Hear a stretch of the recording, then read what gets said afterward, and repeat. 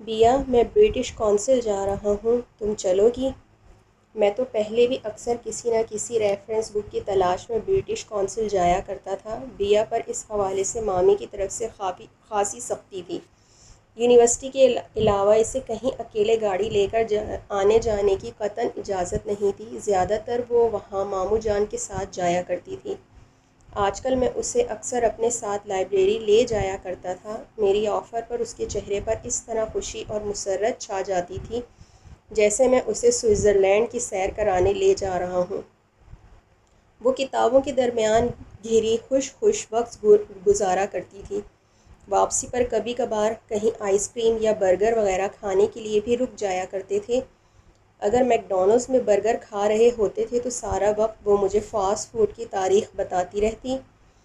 اس روز پینڈروسا میں بیٹھ کر مزیدار کھانوں سے لطف اندوز ہوتے ہوئے وہ مسلسل ساؤتھ انڈین کھانوں کی ہسٹری سناتے ہوئے میرا موڈ خراب کر رہی تھی۔ کتنی بار میں نے موضوع بدلنے کی کوشش کی مگر وائے افسوس۔ تم نے نوٹ کیا بیا، دوبارہ اونچی قمیضوں کا فیشن آ گیا ہے؟ ہمارے پاس سے ایک خوبصورت سی لڑکی خوب سجی سوری اونچی سی قمیض اور ٹراؤزر پہنے گزری تو میں نے موضوع تبدیل کرنے کی آخری کوشش کی۔ یہ بیچاری کم علم لڑکیاں، ان کی زندگی تو صرف کپڑوں اور میک اپ تک ہی محدود ہوتی ہے۔ مجھے تو ترس آتا ہے اس قسم کی لڑکیوں پر۔ تمہیں پتہ ہے یہ جو کاسمیٹک کی اشیاء یہ خواتین استعمال کرتی ہیں، خاص طور پر پرفیومز اور ہیئر سپریز، ان میں کاربنز کلورو فلورو کتنی بڑی مقدار میں شامل ہوتے ہیں۔ یہ کتنا خطرناک کیمیکل ہے۔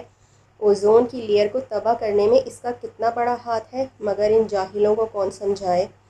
میرا دل چاہ رہا تھا میں اس آئنسٹائن کی پھپھو کو اٹھا کر باہر پھینک دوں، جبکہ وہ ہنوز اوزون کی لیئر کی تباہی پر اظہار افسوس کرنے میں مصروف تھی۔ مامی میری کوشش پر میرا بہت شکریہ ادا کرتی تھیں اور میں مارے مروت کے انہیں بتا نہیں پاتا تھا کہ آپ کی محبت میں آج کل کس اذیت سے گزر رہا ہوں۔ سارا دن اس افلاطون کے ساتھ گزار کر اب میں سکون سے بیٹھا ٹی وی دیکھ رہا تھا۔ چھٹی کا دن تو مزید آزمائش کا مراحل ہوا کرتا تھا۔ مامی سے ایک کپ چائے بنوا کر اور 2 گولی ڈسپرین کی کھا کر میں خود کو ان خطرناک باتوں کے اثرات سے نکالنا چاہ رہا تھا۔ اگر یوں ہی سو گیا تو ساری رات ڈراؤنے خواب آئیں گے۔ آسکر ایوارڈ کی تقریب تو یوں بھی میں کبھی مس نہیں کرتا تھا۔ اتنی حسین حسین پریاں اپنے حسن کی بجلیاں گراتی ہوئی، کوئی بد ذوق ہی ہوگا جو ان پریوں کو دیکھ کر مسحور نہ ہو جاتا ہو۔ اسی وقت بیا دروازے پر دستک دیتی اندر داخل ہوئی تھی۔ میں نے نکول کڈمین سے بمشکل نظریں ہٹا کر بیا کی طرف دیکھا تھا۔ خدا نے کیا فرصت سے بنایا ہے اس حسینہ کو۔ نکول کڈمین کے بعد بیا کو دیکھنا ایسا ہی تھا جیسے سویٹ ڈش کھاتے کھاتے کسی نے میرے آگے کریلوں کی بھری ہوئی پلیٹ رکھ دی ہو۔ اپنی اس احمقانہ تشبیہ پر مجھے بے ساختہ ہنسی آئی تھی، مگر میں نے اسے بیا سے چھپا بھی لیا تھا۔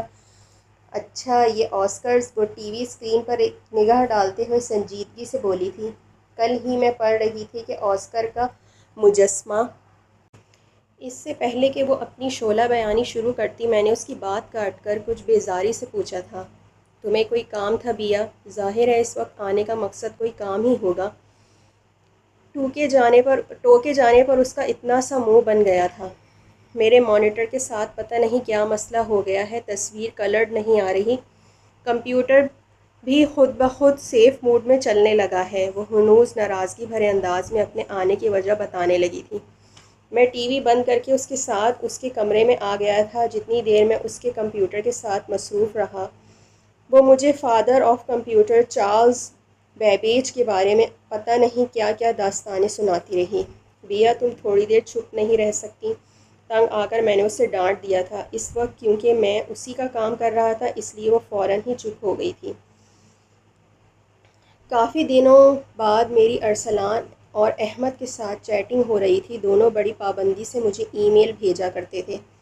اکثر تو میں پڑھائی اور دوستوں میں مصروف کئی دن تک ان کی میل پڑھ بھی نہیں پاتا تھا۔ سلمیٰ آنٹی کے برخلاف میری اپنے دونوں چھوٹے بھائیوں سے بہت اچھی دوستی اور انڈرسٹینڈنگ تھی۔ میری چھٹیوں میں دوحہ جانے کا سبب بھی میرے پیارے بھائی ہی ہوا کرتے تھے، جو مجھے اصرار کر کے بلایا کرتے تھے۔ اس وقت بھی ہم لوگ بڑے مزے کی چیٹنگ کر رہے تھے، تبھی ایک تیز نسوانی چیخ میرے سماعتوں سے ٹکرائی تھی۔ یا اللہ رحم! چیخنے کا انداز ایسا تھا جیسے کسی کا گلا تیز دھار چاقو سے کاٹا جا رہا ہو۔ بچاؤ! دوبارہ چیخ سنائی دی تھی۔ یہ صوبیہ کی آواز ہے۔ میں بوکھلائے ہوئے انداز میں تیزی سے اٹھا تھا۔ ماموں جان اور مامی کسی ڈنر سے گئے ہوئے تھے، کہیں کوئی چور ڈاکو تو نہیں گھس آئے گھر میں؟ میں دوڑتا ہوا بیا کے کمرے کی طرف بھاگا تھا۔ چیخوں کی آوازیں بتدریج بڑھتی چلی جا رہی تھیں۔ رگوں میں دوڑتا غیرت مند خون اچانک جوش مارنے لگا تھا، اور جوش میں ہی تو انسان ہوش کھو دیتا ہے۔ میں نے یہ سوچنے کی بھی زحمت نہیں کی تھی کہ کہیں وہ کسی اسلحے سے لیس نہ ہو۔ یہ سوچے بغیر میں دھاڑ سے دروازہ کھول کر اس کے کمرے میں گھسا تھا۔ اندر کا منظر میری توقع کے بالکل برعکس تھا۔ اسے کمرے میں اکیلا دیکھ کر میں سٹپٹا گیا۔ وہ بیڈ پر چڑھی آنکھیں بند کیے زور زور سے چیخ رہی تھی۔ کیا ہوا بیا؟ میں حیرت سے خالی کمرے کو دیکھتے ہوئے بولا تھا۔ میری آواز سنتے ہی اس نے ایک دم آنکھیں کھول دی تھیں اور چیخنا بھی بند کر دیا تھا۔ شکر ہے عباس تم آ گئے۔ یہ دیکھو ادھر۔ اف میرے اللہ! وہ بیڈ پر بدستور چڑھ کر کھڑی ہوئی مجھ سے مخاطب ہوئی تھی۔ اس کے کارپٹ کی طرف اشارہ کرنے پر میں نے کارپٹ پر نظریں دوڑائیں تو وہاں موجود چیز کو دیکھ کر میرا دل چاہا اس بے وقوف لڑکی کا گلا دبا دوں۔ کتنی بری طرح اس نے مجھے ڈرایا تھا۔ پتہ نہیں میں کیا سوچ بیٹھا تھا۔ میں کارپٹ پر ادھر سے ادھر مٹر گشت کرتی چھپکلی کو ایک نظر دیکھنے کے بعد اب اسے غصے سے گھور رہا تھا۔ لا حول ولا قوت! کچھ عقل ہے تم میں کہ نہیں؟ یہ اتنی سی چھپکلی، اسے دیکھ کر تم خطرناک چیخیں مار رہی تھیں۔ ذرا اپنا سائز دیکھو اور ذرا اس چھوٹے سے رینگنے والے جانور کو دیکھو۔ ٹی وی پر تو کل خوب ڈائناسورس کے بارے میں معلوماتی فلم دیکھی جا رہی تھی، اور حال خود کا یہ ہے کہ چھپکلی کو دیکھ کر سارا گھر سر پر اٹھا لیا۔ میں نے بغیر کسی لحاظ کے اسے اچھی طرح جھاڑ پلائی تھی۔ کیا کرتی پھر میں؟ کمرے سے نکل کر باہر بھی نہیں جا سکتی تھی۔ کارپٹ کے علاوہ کہیں اور ہوتی تو میں بھاگ کر کمرے سے ہی نکل جاتی۔ وہ آنکھوں میں آنسو بھرے کچھ شرمندگی کے عالم میں بولی تھی۔ پلیز عباس، اسے مار دو نا، وہ میرے گھورنے پر ڈرتے ڈرتے بولی تھی۔ غصہ تو مجھے اس پر بہت شدید آ رہا تھا۔ میں نے خار بھری نگاہوں سے اسے دیکھتے ہوئے اپنی نظریں چھپکلی پر مرکوز کی تھیں۔ اگلے 2 منٹوں کے بعد وہ بیچاری اس دار فانی سے کوچ کر چکی تھی۔ میں بغیر کچھ کہے سنے کمرے سے باہر نکلنے لگا تو وہ چلا کے بولی، اسے پھینک تو دو عباس۔ خود پھینکو، میں کوئی تمہارا نوکر لگا ہوں؟ میں نے جواباً غصے سے کہا۔ پلیز میرے اچھے بھائی نہیں ہو؟ دیکھو، ایک تو مجھے اس سے ڈر بہت لگتا ہے، دوسرے گھن بھی بہت آتی ہے، دیکھتے ہی متلی ہونے لگتی ہے۔ میں نے تو ساری زندگی چھپکلیوں اور سانپوں کے ساتھ گزاری ہے، میں نے جل کر سوچا تھا۔ دل ہی دل میں اسے گالیاں دیتے میں نے اسے اس کے آخری آرام گاہ تک پہنچایا تھا۔ میں اپنے کمرے میں آنے کے بعد واش روم میں ہاتھ دھونے گھس گیا تھا۔ ہاتھ دھو کر باہر نکلا تو وہ میرے کمرے میں موجود تھی۔ تھینک یو عباس، میں تو سوچ بھی نہیں سکتی تھی کہ تم اتنے بہادر ہو۔ واقعی تمہیں چھپکلیوں سے بالکل ڈر نہیں لگتا؟ وہ معصومیت سے آنکھیں پٹپٹا کر یوں بول رہی تھی جیسے میں نے شیر کا شکار کر لیا تھا۔ اصولاً چھپکلی مارنے پر بہادری کا میڈل ملنے پر میری مردانہ غیرت کو جوش میں آ جانا چاہیے تھا، مگر مجھے پتہ نہیں کیوں ہنسی آ گئی تھی۔ فلسفیانہ اور عالمانہ تاثرات کی جگہ اس وقت اس معصوم چہرے پر معصومیت ہی معصومیت پھیلی ہوئی تھی۔ اچھا، ان آنکھوں میں کبھی سادہ سی معصومیت بھی چھاتی ہے؟ میں نے بغور اسے دیکھتے ہوئے سوچا تھا، اور پتہ نہیں کیوں وہ معصومانہ سا تاثر مجھے بہت اچھا لگ رہا تھا۔ کافی دیر تک میری بہادری کی شان میں قصیدہ گوئی کر کے وہ جا چکی تھی، اور میں اب تک بیٹھا یہ سوچ رہا تھا کہ جس وقت یہ سکرات بکرات نہیں بنی ہوتی تو خاصی معقول نظر آتی ہے۔ ایکسپو سینٹر میں پاکستان کی علاقائی ملبوسات، دستکاری اور کشیدہ کاری وغیرہ سے متعلق نمائش لگی ہوئی تھی۔ عام طور پر ہمارا گروپ ایکسپو سینٹر میں ہونے والی نمائشوں کو مس نہیں کیا کرتا تھا۔ آج نمائش میں جانا یوں ہو گیا کہ سلمان کو اپنی بہنوں اور بھابھی کے لیے جو کوئٹہ میں رہتی تھیں کچھ تحائف خریدنے تھے۔ اسی کے اصرار پر ہم پانچوں ایکسپو سینٹر پہنچے تھے۔ یونیورسٹی سے وہاں تک پہنچنے میں دیر ہی کتنی لگتی ہے۔ سلمان کے علاوہ باقی سب ہی وہاں صرف تفریحاً آئے تھے، مگر ملتانی کڑھائی والے سوٹس کے اسٹال پر رک کر فیصل کو اپنی منگیتر صاحبہ کا خیال آ گیا تھا، اور وہ اس کے لیے سوٹ پسند کرنے لگا تھا۔ اس کے ساتھ کھڑے یوں ہی نظریں دوڑاتے دوڑاتے ایک سوٹ پر جا کر میری نظریں ٹھہر گئی تھیں۔ آف وائٹ کلر کا وہ خوبصورت سا سوٹ جس پر سرخ رنگ کے دھاگوں سے کڑھائی کی ہوئی تھی مجھے ایک ہی نظر میں اپنی طرف متوجہ کر گیا تھا۔ اسے خریدتا دیکھ کر میرے دوست بہت حیران تھے۔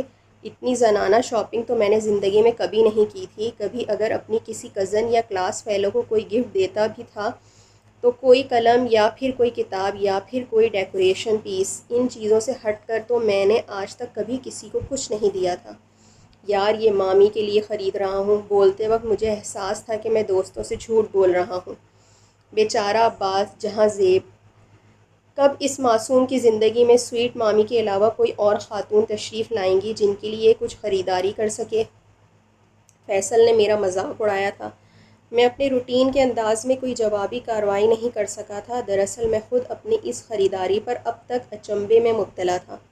مامی کا نام لے کر جھوٹ بولنے پر تھوڑی سی شرمندگی بھی ہو رہی تھی، اس لیے مامی کے لیے اسی اسٹال سے ایک کڑھا ہوا دوپٹہ خرید لیا تھا۔ واپسی میں گھر جاتے ہوئے میں خود اپنے آپ سے لڑ رہا تھا۔ صد حیف تم پر عباس جہاں زیب اپنے ارد گرد بے شمار حسین، ذہین اور نہایت معقول قسم کی لڑکیوں کی موجود ہوتے ہوئے اس افلاطون کے لیے تحفے خریدتے پھر رہے ہو۔ خود پر یہ بات منکشف ہوتے ہی کہ یہ سوٹ کس کے لیے خریدا گیا ہے میں اپنے آپ سے بدظن ہو گیا تھا۔ اپنے اندر پیدا ہوتی یہ تبدیلی تو میں کافی دنوں سے نوٹ کر رہا تھا، مگر دانستہ خود کو جھٹلانے کی کوشش کیا کرتا تھا۔ لعنت ہے تمہاری چوائس پر عباس جہاں زیب، میں خود کو کوس رہا تھا۔ کیا دنیا میں معقول لڑکیوں کا قحط پڑ گیا تھا؟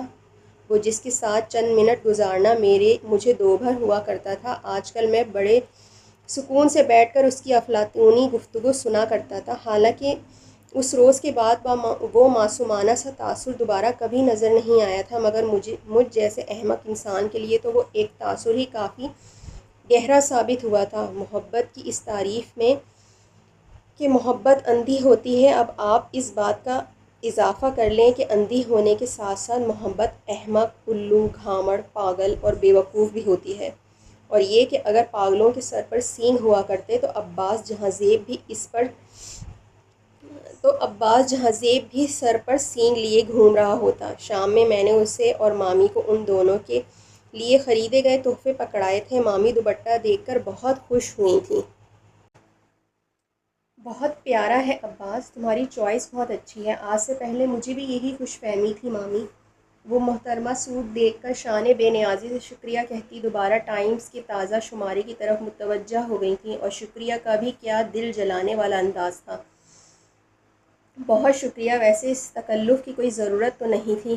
شاید در پردہ مجھے یہ سمجھانا مقصود تھا کہ ان کپڑوں، جوتوں اور زیورات سے متاثر ہونے والی لڑکیوں میں شامل نہیں ہوں۔ مجھے اگر کوئی تحفہ دینے کا شوق تمہارے دل میں جاگا ہی تھا تو کوئی کتاب دیتے تحفے میں، کوئی انسائکلوپیڈیا، کوئی فلسفیانہ اور عالمانہ سی بک۔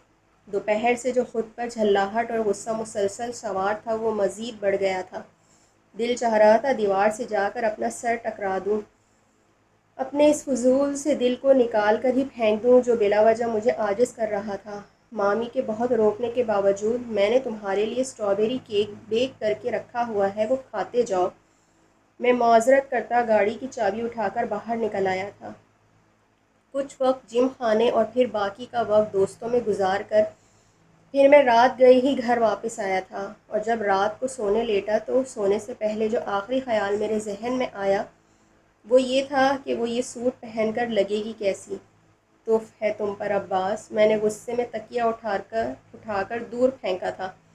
پتہ نہیں یہ کیا خناس بھر گیا تھا میرے دماغ میں۔ یا اللہ مجھے اس افلاطون کی شر سے پناہ میں رکھ۔ میں نے جلدی سے اللہ کو یاد کیا تھا۔ پیراڈائز لاسٹ کے بارے میں تمہارا کیا خیال ہے عباس؟ تم ملٹن کی اس مارکۃ العریٰ تخلیق کے بارے میں کیا نظریہ رکھتے ہو؟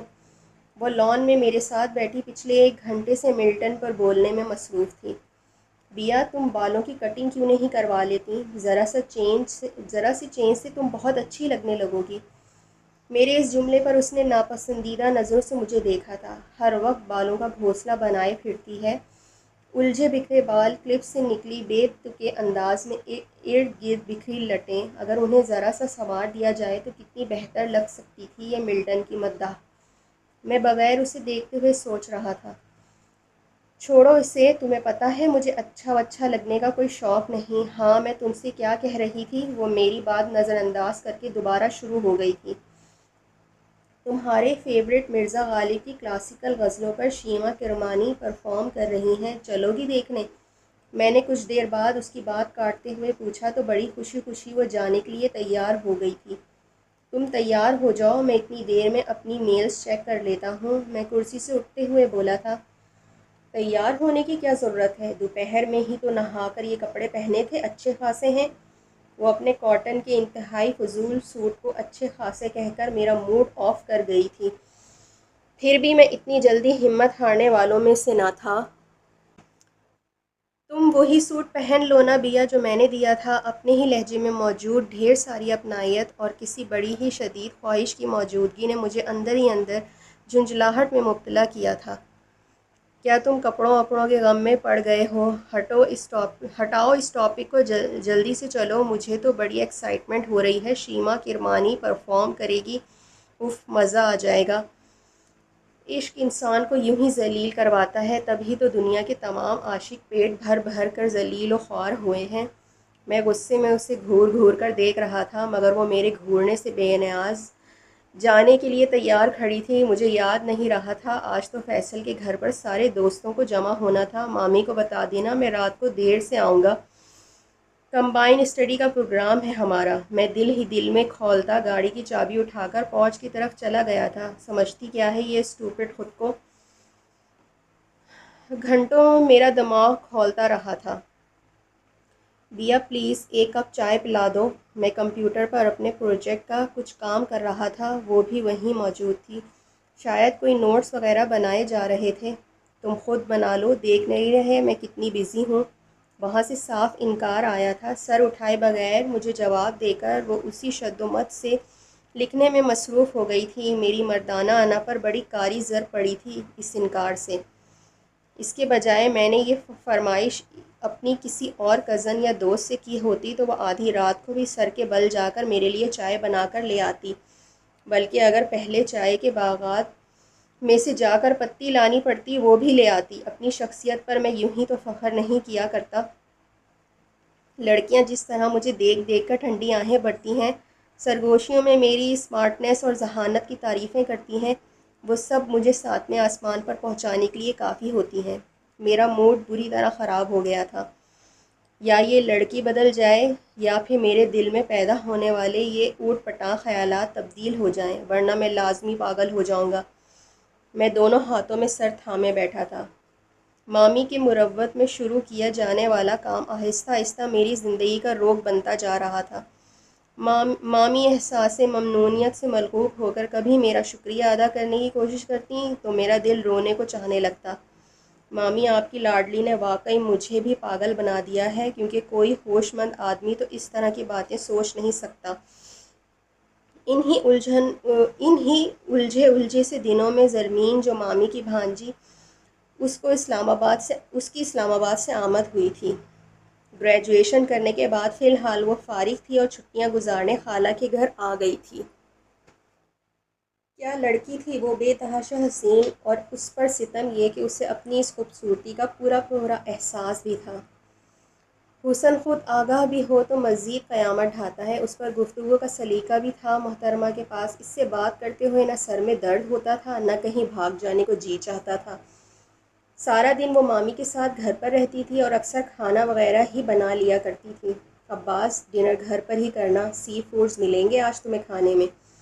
میں سلمان کے گھر جانے کے لیے نکل رہا تھا جب پیچھے سے زرمین نے آواز دی تھی۔ میں گردن ہلاتا باہر نکل گیا تھا۔ وہ بڑی بے تکلف سی لڑکی تھی، آتے ہی اس نے خود ہی میری طرف دوستی کا ہاتھ بڑھا دیا تھا۔ اکثر اس سے کافی دوستانہ ماحول میں گپ شپ ہو جایا کرتی تھی، بلکہ آج لنچ کرتے ہوئے تو مامی نے مجھے اسے کہیں گھمانے پھرانے لے جانے کے لیے بھی کہا تھا۔ سارا دن زرمین بیچاری گھر میں بور ہوتی رہتی ہے، موقع ملے تو اسے کہیں گھما لاؤ، پھر باقاعدہ پکنک کا پروگرام میں تمہارے ماموں جان سے پوچھ کر رکھتی ہوں۔ میں نے ان کی بات پر خاموشی سے گردن ہلا دی تھی۔ رات کا کھانا واقعی بہت مزیدار تھا۔ ماموں جان بھی زرمین کے سگڑاپے سے بہت متاثر نظر آ رہے تھے۔ بیا صاحبہ حسب دستور خاموشی سے کھانا کھاتی کسی فلسفیانہ مسئلے کا حل تلاش کرنے میں مصروف تھیں۔ جب سے زرمین آئی تھی میرا بیا کے ساتھ اٹھنا بیٹھنا بہت کم ہو گیا تھا۔ کل بھی جب وہ مجھے کسی کتاب میں سے کسی خطرناک سی بات سنانے آئی اور ابھی شروع کیا ہی تھا کہ زرمین بھی وہیں آ کر بیٹھ گئی۔ کیا یہ تم بورنگ چیزیں پڑھتی رہتی ہو بیا؟ وہ منہ بگاڑ کر اس سے بولی، پھر مجھ سے مخاطب ہوئی، عباس تم مجھے کمپیوٹر آپریٹ کرنا سکھا دو نا۔ جس کسی کو دیکھو آج کل کمپیوٹر، انٹرنیٹ اور آئی ٹی کی باتیں کرتا نظر آتا ہے۔ مجھے تو ایسا لگتا ہے انگلش لٹریچر پڑھ کر بھی میں جاہل کی جاہل ہی رہ گئی۔ سنڈے کو آ جانا، تمہیں تھوڑا بہت بتا دوں گا۔ ہاں، اگر زیادہ اچھی طرح سیکھنا چاہتی ہو تو کسی انسٹیٹیوٹ جوائن کر لو، میرے پاس اتنا ٹائم نہیں ہوتا۔ میں نے جواباً بڑی صاف گوئی کا مظاہرہ کیا تو وہ فوراً بولی، تھوڑا بہت بھی چلے گا۔ پھر میں زرمین کے ساتھ باتیں کرنے لگا اور بیا خاموشی سے وہاں سے اٹھ کر چلی گئی۔ اتوار کے دن دوپہر کے کھانے سے فارغ ہو کر میں اور زرمین اسٹڈی میں آ گئے تھے۔ میں اسے کمپیوٹر سے متعلق بنیادی باتیں سمجھا رہا تھا جب بیا اندر داخل ہوئی تھی۔ ایک نظر ہم دونوں پر ڈال کر وہ کوئی کتاب کھول کر میز کرسی سنبھال چکی تھی۔ بظاہر زرمین کے ساتھ باتوں میں مصروف ہونے کے باوجود میں یہ بات محسوس کر گیا تھا کہ بیا کی ساری توجہ ہم لوگوں کی طرف تھی۔ وہ کتاب کھول کر بیٹھی ہوئی ضرور تھی مگر پڑھا اس نے ایک لفظ بھی نہیں تھا۔ اس جیسی لاپرواہ اور خود میں مگن رہنے والی لڑکی کو کسی دوسرے کے معاملات میں دلچسپی لیتے بلکہ تجسس میں مبتلا ہوتے دیکھ کر مجھے خاصا تعجب تھا۔ شام میں اور زرمین سیریو جا رہے تھے۔ میں نے اخلاقاً بھی بیا سے چلنے کے لیے نہیں کہا تھا، وہاں سے صاف انکار سننے کو ملے گا۔ فائدہ اپنی بے عزتی کرانے کا۔ اس قسم کی تفریحات کو تو وہ بیکار اور ناکارہ قسم کے لوگوں کے کرنے کا کام کہا کرتی تھی۔ مامی مجھے بہت بھوک لگ رہی ہے، پلیز کچھ کھانے کو دیں۔ میں نے یونیورسٹی سے آتے ہی حسب عادت کچن کے باہر سے ہی چلانا شروع کر دیا تھا۔ کچن میں زرمین اور بیا دونوں موجود تھیں۔ بیٹھو عباس، میں لاتی ہوں تمہارے لیے کھانا، زرمین نے مسکراتے ہوئے فوراً کہا تھا۔ تم تو ماما کے ساتھ شاپنگ کرنے جا رہی تھی نا؟ کچھ طنزیہ سے انداز میں وہ زرمین سے مخاطب ہوئی تھی۔ میں نے چونک کر اسے بغور دیکھا تھا۔ ہاں جا تو رہی ہوں، لیکن کھانا نکالنے میں کتنی دیر لگے گی؟ وہ اس کے طنزیہ انداز کو نوٹس لیے بغیر آرام سے بولی تھی۔ تم جاؤ، میں دے دوں گی، وہ دوبارہ اسی جلے کٹے انداز میں بولی تھی۔ تم؟ زرمین نے بڑے تعجب سے تصدیق چاہی تھی۔ آخر وہ بھی اس کی کزن تھی، شروع ہی سے واقف ہوگی محترمہ کی عادتوں سے۔ میں بہت گہری نظروں سے اس کے تاثرات جانچ رہا تھا۔ نہیں بھائی زرمین، تم ہی کھانا نکال دو۔ بیا کے ہاتھوں سے نکلے سالن اور چاولوں میں سے فلسفہ اور تاریخ اور ادب وغیرہ ہی کا ذائقہ آئے گا، اور اس وقت میرا کوئی بد ذائقہ چیز کھانے کا موڈ نہیں ہو رہا۔ میں نے بہت سکون سے کہتے ہوئے ایک بھرپور نظر اس کے دھواں دھواں ہوتے چہرے پر ڈالی تھی اور کچن سے باہر نکل آیا تھا۔ اب آیا نا اونٹ پہاڑ کے نیچے، میرا دل بلیوں اچھل رہا تھا۔ عورت کی نفسیات کی اس رخ پر تو میں نے اس سے پہلے کبھی غور کیا ہی نہیں تھا۔ جو کام میری توجہ اور التفات نہ کر پایا تھا وہ میری بیگانگی، لا تعلقی اور کسی دوسرے میں دلچسپی بخوبی سر انجام دے دے گی۔ میں اپنے آئندہ کے لائحہ عمل پر غور کرتا خود مسکرائے جا رہا تھا۔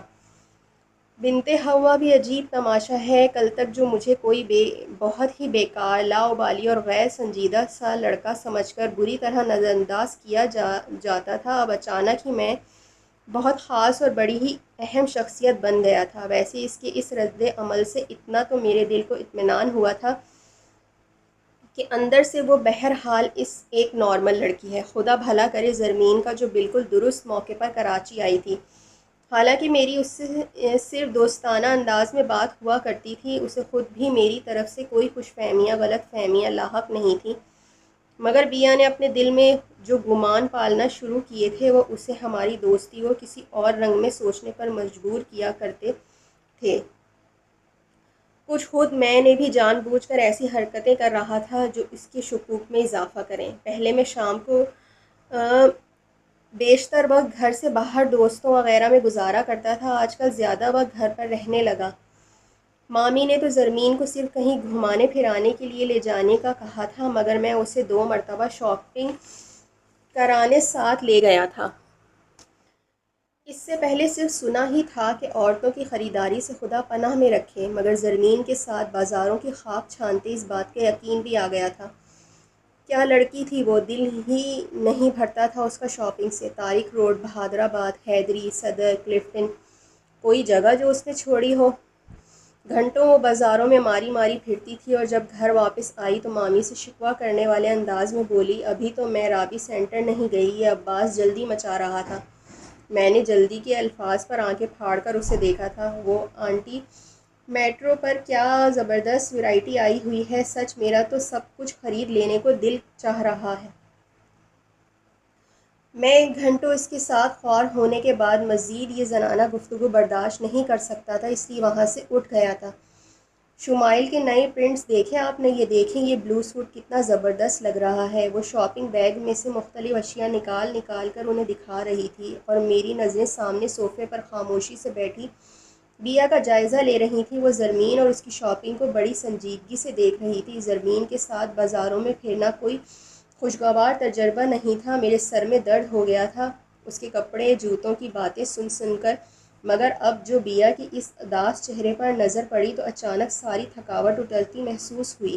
حالانکہ شاپنگ کے لیے جاتے وقت زرمین نے بیا سے بھی چلنے کے لیے کہا تھا، مگر میں نے اس کے جواب دینے سے پہلے ہی فوراً کہا تھا، بیا کو کپڑوں وپڑوں اور شاپنگ وغیرہ میں کوئی دلچسپی نہیں۔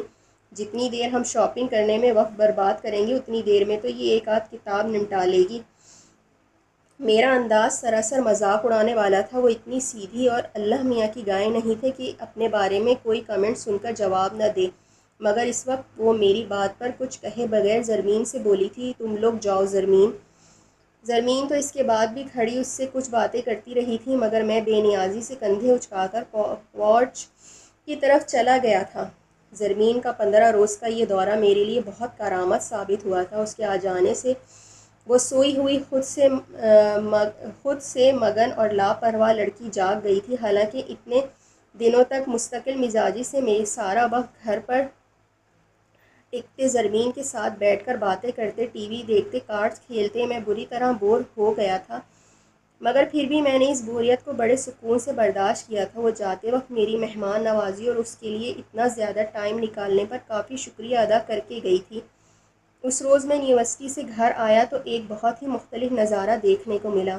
جلدی آؤ عباس، تمہارا فیورٹ چائنیز رائس اور چکن چلی بنائے ہیں میں نے۔